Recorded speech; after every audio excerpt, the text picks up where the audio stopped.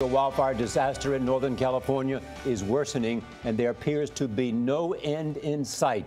The fires are now blamed for at least 23 deaths. 285 other people are reported missing, though officials suspect many of them are just out of touch with loved ones.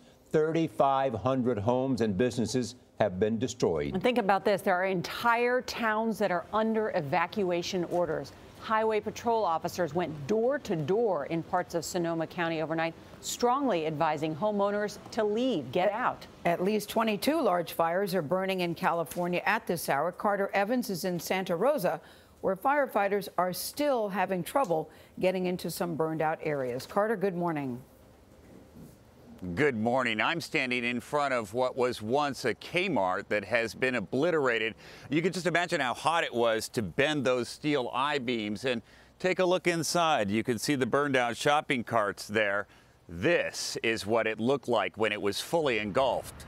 Firefighters say there was nothing they could do. Towering flames lit up the night sky, a warning to those still in the path of the wildfire. In parts of California, the safest place to view it is from the air.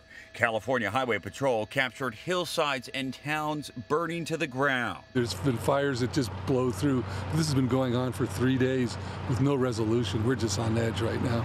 The fires have now burned about 265 square miles, an area half the size of Los Angeles. We are in this fight for the long haul.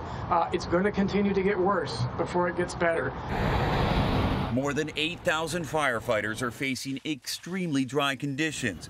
Gusty winds, some topping 75 miles per hour, are changing direction with each passing minute. Any change in these winds and it's pushing the fire right through this dry grass towards homes. Battalion Chief Jonathan Cox says some of these firefighters have been working nonstop since Sunday. They're fighting extreme exhaustion, with some men catching sleep whenever they can. We have dozens of firefighters who've been affected themselves, lost homes, had families who've been impacted. And they're still out here fighting the fire? And they're still out here fighting the fire. What's happening?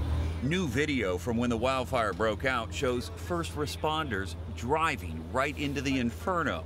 More than 20,000 people have been evacuated from their homes. One family put sprinklers on their roof and begged first responders to save their house. Meanwhile, some are returning to the most devastated areas for the first time to see the damage up close. This is absolutely devastating. It's heartbreaking. It is crushing. This looks like another planet. 98% of all wildfires are caused by people, but it is still not clear what caused this one. There were reports of very windy weather, downing trees, power poles, and power lines before the fire began on Sunday. Pacific Gas and Electric, the electric company out here, says it notified fire officials right away, and they are now investigating. Charlie? Thanks, Carter.